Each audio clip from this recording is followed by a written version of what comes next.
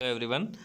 इस वीडियो में हम जो डाटाबेसेस होते हैं उनमें कैसे इंफॉर्मेशन को सर्च किया जाता है उसके ऊपर हम चर्चा करेंगे। डाटाबेसों में सूचना की खोज, सर्चिंग इंफॉर्मेशन इन डाटाबेसेस।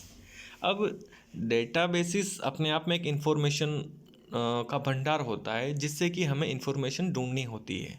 हम अगर कोई छोटा डेटाबेसेस होता है तो उसमें सूचना ढूंढने में कोई ज़्यादा परेशानी नहीं होती है, लेकिन कोई बड़ा डेटाबेसेस होता है उसमें इंफॉर्मेशन को ढूंढने के लिए हमें एक वैज्ञानिक तरीके को अपनाना पड़ता है। वैज्ञानिक तरीके से हम सूचनाओं को ढूंढेंगे तो हमें सही सही इन्फॉर्मेशन प्राप्त होगी।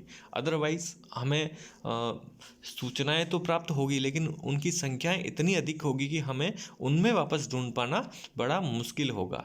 जैसा कि हम गूगल पे सर्च करते हैं, कैसे भी सर्च करते हैं तो हमारे पास बहुत सारी इन्फॉर्मेशन आती है। अब उनमें से हमें जो पर्टिकुलर इन्फॉर्मेशन चाहिए उस इन्फॉर्मेशन को ढूंढने के लिए हमें किसी न किसी प्रकार से वैज्ञानिक तरीके से सूचनाओं को ढूंढना पड़ेगा। तो इसके बारे में हम चर्चा करते हैं। डेटाबेस का एक प्रमुख उद्देश्य यह होता है कि उसमें उपलब्ध सूचना को उसके उपयोक्ताओं द्वारा किसी भी विषय वस्तु के पदों के द्वारा खोजा जा सके। इसमें पुस्तकालयों द्वारा सूचना प्रदान करने की जो सेवाएं उसमें आसानी हो जाती है, हो सकती है जो जिस सूचना को हम जो खोज करते हैं। इसलिए पुस्तकालय के सदस्यों तथा कर्मचारियों को सूचना की खोज के लिए विभिन्न जो प्रकार हैं उनके बारे में जानकारी होनी चाहिए, विभिन्न तकनीकों के बारे में जानकारी होनी चाहिए। तो सबसे पहले हम इसमें अब बात करते हैं साधारण खोज की। साधारण खोज को हम देखें तो प्रत्येक वेबसाइट पे या फिर पोर्टल पर या किसी भी डाटाबेसिस एप्लीकेशन पर एक सर्च का ऑप्शन आता है जिसमें हम सीधा सा उसमें वर्ड, जो भी शब्द हम ढूंढना चाहते हैं, जो भी फ्रेज़ हम वाक्यांश हम उसमें सर्च करते हैं तो उस वाक्यांश के आधार पर हमें उसके आउटपुट निकल कर सामने आ जाते हैं। उदाहरण के लिए हम जैसे क्लासिफिकेशन शब्द को हम उसमें सर्च करते हैं या फिर रेफरेंस सर्विस को सर्च करते हैं या किसी विषय पर सूचना या उपलब्ध रिकॉर्ड चाहते हैं तो उसको सीधा टाइप करके करने से उस सूचना को हमें वो सूचना उपलब्ध हो जाती है। इस तरह यूजर्स किसी भी विषय पर जानकारी प्राप्त कर सकता है। लेकिन साधारण खोज की कमी यही रहती है कि बहुत सारी इन्फॉर्मेशन आ जाती है जिसमें वापस उसको सेलेक्टिव इन्फॉर्मेशन सेलेक्ट करना पड़ता है। तो इसका जो परिशुद्धता है वो कम रहती है, रिकॉल जो ज़्यादा रहता है। दूसरा है अग्रिम खोज। अग्रिम खोज प्रक्रिया में प्रायः बूलियन प्रचालक का प्रयोग किया जाता है, बूलियन ऑपरेटर का। इसमें यूजर्स की विषय अभिरुचि को एक वक्तव्य के रूप में परिभाषित किया जाता है। इसमें शब्दों की श्रृंखला किसी भी तरह की हो सकती है, लेकिन उस शब्दों को अलग अलग पदों में विभाजित किया जाता है तथा एक गणितीय व्यंजक के समान समझकर बूलियन तर्क यानी बूलियन लॉजिक का उपयोग करके खोज युक्ति तैयार की जाती है। इस बूलियन प्रचालक को खोज के संदर्भ में विभिन्न भागों में विभाजित करेंगे। अग्रिम खोज जो होती है वो एक जॉर्ज बूले करके गणितज्ञ थे, उन्होंने इस प्रकार की खोज करने का आविष्कार किया था, शुरुआत की थी, जिसे हम बूलियन लॉजिक कहते हैं या बूलियन ऑपरेटर कहते हैं। उन्होंने जो बड़े डेटाबेसेस होते हैं उनमें सर्च करने की एक तकनीक को शुरुआत की थी जिसमें अलग अलग तरीके से हम डाटा को सर्च करते हैं। अब डाटा को सर्च करने के लिए हम पर्टिकुलर उसकी टर्म का उपयोग करते हैं, न कि उस पूरे शब्द मतलब पूरे वाक्य को। हम किसी वाक्यांश या फिर किसी पर्टिकुलर शब्द का प्रयोग करते हैं।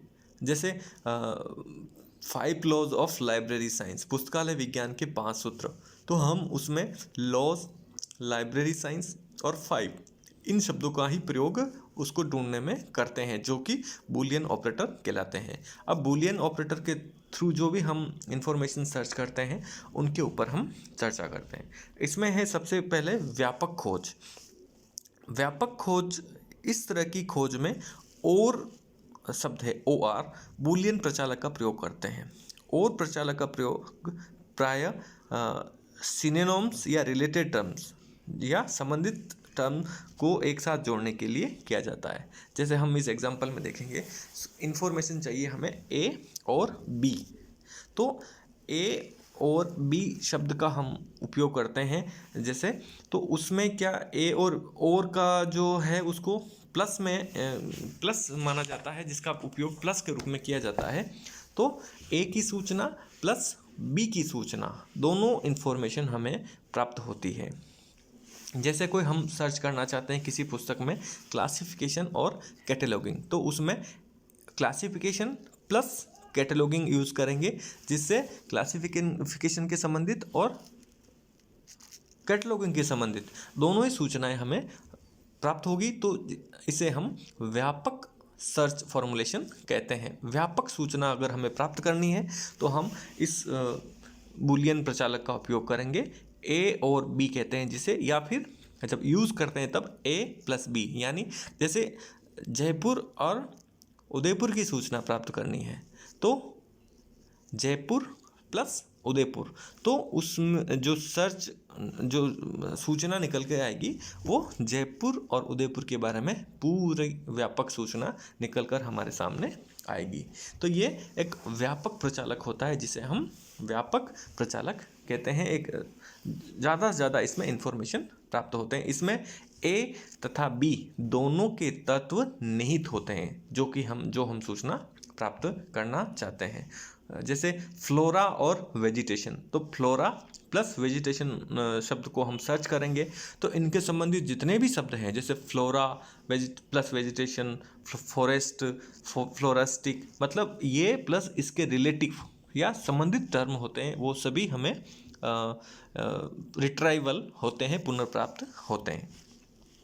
दूसरी जो होती है वो सूक्ष्म खोज, जिससे हम नैरो टर्म या कम सूचना प्राप्त करनी हो तो इसका उपयोग करते हैं। हमें जैसे ए और बी, हम ऑपरेटर लेते हैं ए और बी में जो ए और बी की जो कॉमन इन्फॉर्मेशन है वही हम प्राप्त करना चाहते हैं। अब जैसे रंगनाथन का क्लासिफिकेशन और रंगनाथन का कैटलॉगिंग, उनके मध्य में कोई कॉमन विषय वस्तु है तो उसको प्राप्त करने के लिए इस प्रकार के प्रचालक का उपयोग करेंगे। इस सूक्ष्म खोज में एंड प्रचालक का उपयोग किया जाता है, जिसमें ए और बी के मध्य में सिर्फ जो कॉमन चीज़ होती है वही हमें प्राप्त होती है। हम किसी भी इंफॉर्मेशन को जितना नैरो ले जाना चाहेंगे वो ले जा सकते हैं। हम कम से कम सूचना प्राप्त करनी हो हमें तो इस प्रकार के प्रचालक का उपयोग करते हैं। इस प्रकार के प्रचालक में हम इसको कहने में ए एंड बी कहेंगे और इसका उपयोग करने में है एक ए स्टार या एब्स्ट्रैक्ट बी, ए एब्स्ट्रैक्ट बी, जैसे रंगनाथन एब्स्ट्रैक्ट क्लासिफिकेशन।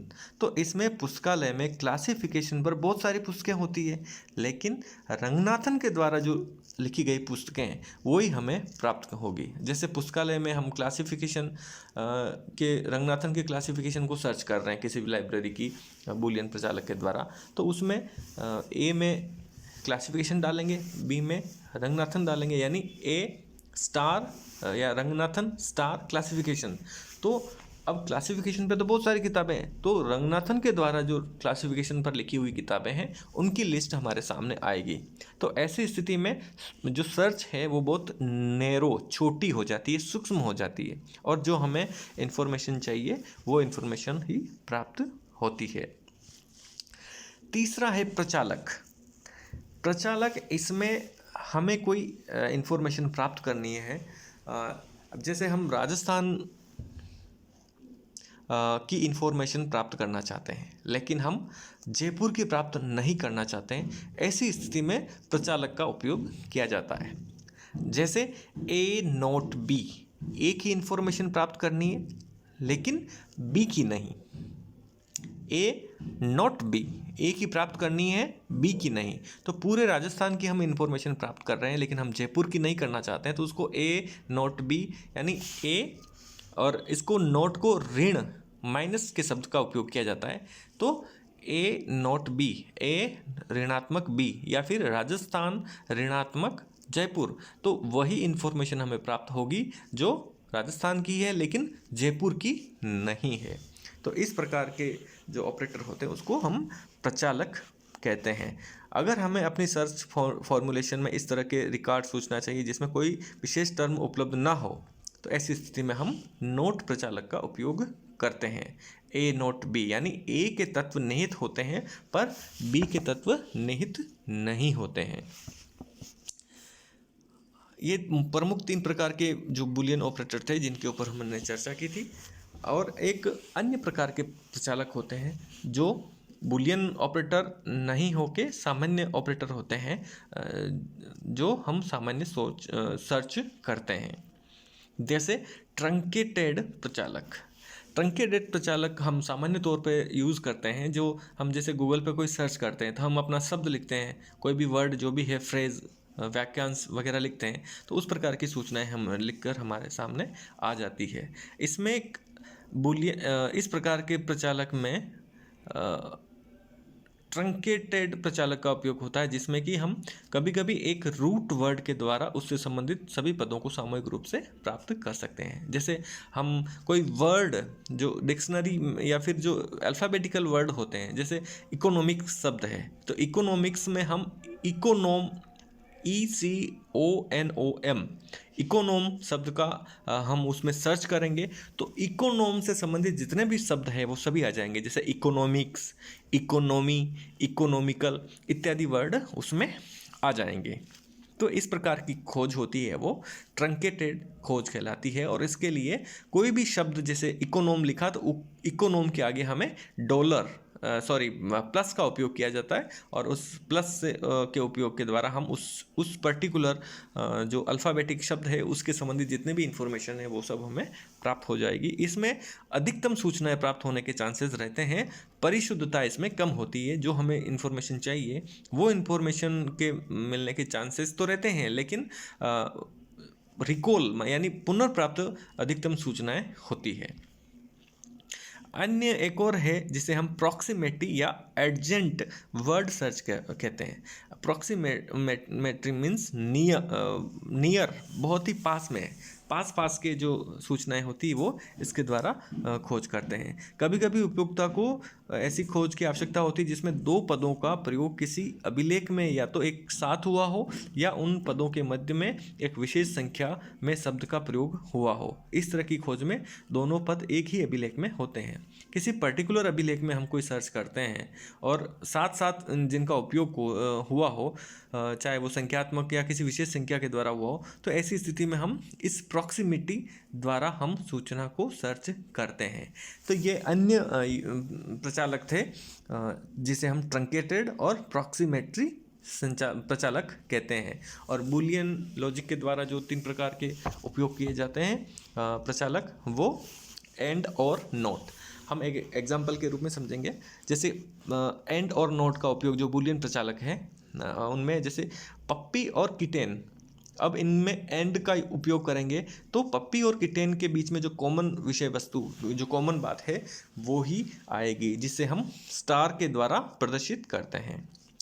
और वाले में पप्पी और किटेन, ये व्यापक सर्च होता है। इसमें व्यापक जो भी ए और बी में जितनी भी इंफॉर्मेशन होती है वो सब इंफॉर्मेशन आ जाती है, जिसे हम आइदर टर्म कहते हैं।